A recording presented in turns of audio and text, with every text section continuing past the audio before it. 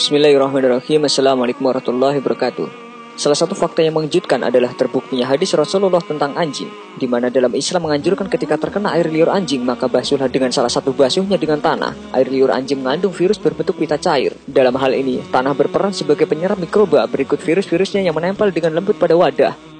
Ternyata hal ini sudah diberitahukan pada umat Islam sejak 1400 tahun yang lalu oleh Nabi Muhammad SAW. Dan ilmuwan juga membuktikan jika virus anjing itu sangat lembut dan kecil. Sebagaimana diketahui, semakin kecil ukuran mikroba, ia akan semakin efektif untuk menempel dan melekat pada dinding sebuah wadah.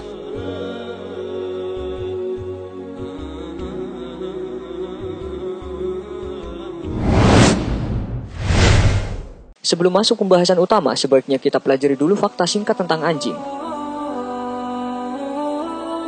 Dr. Ian Wright menemukan 180 sel telur ulat dalam 1 gram bulu anjing. Seperempat lainnya membawa 71 sel telur yang mengandung jentik-jentik kuman yang tumbuh berkembang. 3 di antaranya dapat matang yang cukup dengan menempelkannya pada kulit. Sel-sel telur ulat ini sangat lengket dengan panjang mencapai 1 mm. Data statistik di Amerika menunjukkan bahwa terdapat 10.000 orang yang terkena virus ulat tersebut, kebanyakan adalah anak-anak. Secara ilmiah, anjing dapat menularkan berbagai macam penyakit yang membahayakan karena ada ulat-ulat yang tumbuh berkembang biak dalam ususnya. Para dokter menguatkan bahaya ulat ini dan racun air liur yang disebabkan oleh anjing. Biasanya, penyakit ini berpindah pada manusia atau hewan melalui air liur pembawa virus yang masuk pada bekas jilatannya atau pada luka yang terkena air liurnya. Ketika ulat-ulat ini sampai pada tubuh manusia, maka ia akan bersemayam di bagian organ tubuh manusia, yaitu paru-paru. Ulat yang bersemayam di paru-paru, hati, dan beberapa organ tubuh bagian dalam lainnya mengakibatkan terbentuknya kantong yang penuh dengan cairan. Dari luar kantong ini diliputi oleh 2 lapisan dengan ukuran kantong sebesar bentuk kepala embrio. Penyakit tersebut berkembang dengan lambat. Ulat Echinococcus dapat tumbuh berkembang di dalam kantong itu selama bertahun-tahun. Dr. Al-Ismail Al-Muhajir juga mengatakan anjing dapat menularkan virus Toxkarasin. Virus ini dapat mengakibatkan kaburnya penglihatan dan kebutaan pada manusia.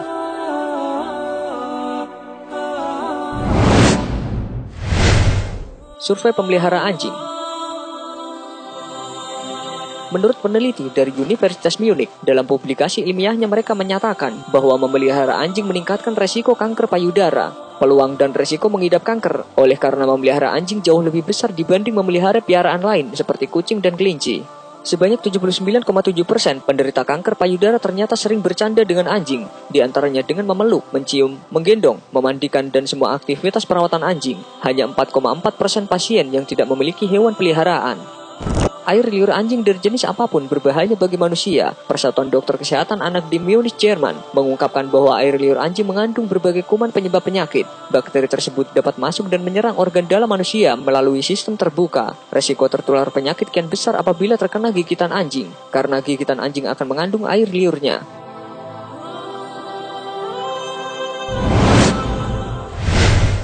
Hadis Rasulullah. Dari Abu Hurairah radhiyallahu anhu, Rasulullah SAW bersabda, "Sucinya bejana kamu yang dijilat anjing adalah dengan cara mencucinya sebanyak 7 kali, dan yang pertama dengan tanah." Imam An-Nawawi rahimahullah berkata dalam Syarh Sahih Muslim, "Mazhab kami dan mazhab mayoritas ulama bahwa yang dimaksud dengan cucilah 7 kali, dan salah satunya adalah dengan tanah dicampur air."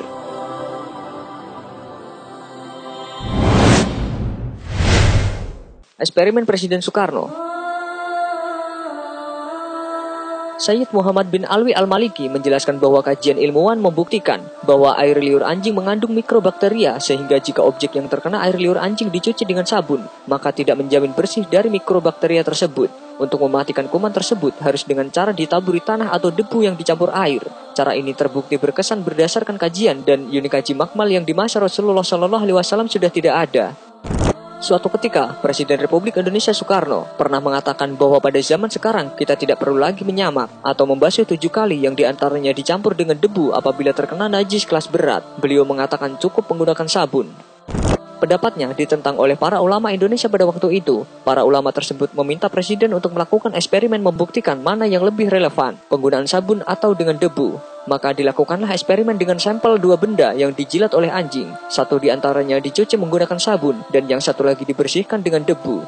Hasil dari pengamatan mikroskop didapati bahwa benda yang dibasuh dengan menggunakan sabun masih terlihat kuman dari hasil jilatan anjing. Sebaliknya, benda yang dibersihkan dengan debu sangat bersih dan terbebas dari kuman.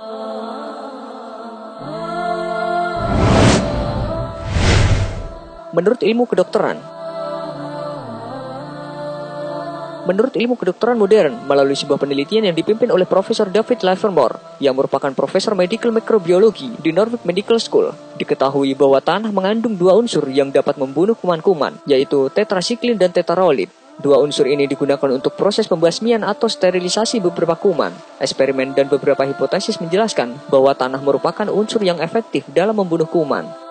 Tanah mengandung unsur yang cukup kuat menghilangkan bibit-bibit penyakit dan kuman-kuman. Hal ini berdasarkan dari molekul-molekul yang terkandung di dalam tanah akan menyatu dengan kuman-kuman tersebut, sehingga mempermudah dalam proses sterilisasi kuman secara keseluruhan. Ini sebagaimana tanah juga mengandung materi-materi yang dapat mensterilkan bibit-bibit kuman tersebut. Para dokter mengemukakan, kekuatan tanah dapat menghentikan reaksi air liur anjing dan virus-virus di dalamnya lebih besar karena perbedaan dalam daya tekan pada wilayah antara cairan air liur anjing dan tanah. Maha suci Allah, ternyata hadis Rasulullah yang dulu belum bisa dibuktikan, tapi di era sekarang sudah terbukti.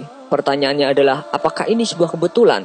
Lalu siapakah yang memberikan hakikat ilmiah ini kepada Nabi Muhammad SAW? Tak lain dan tak bukan, sudah tentu jawabannya dari Allah Subhanahu wa Ta'ala. Allah memberi petunjuk tersebut kepada Nabi Muhammad SAW dan juga segala hal yang berguna atau bermanfaat bagi umatnya. Semoga pengetahuan ini dapat menambah keimanan kita dan makin mencintai hadis-hadis Rasulullah SAW.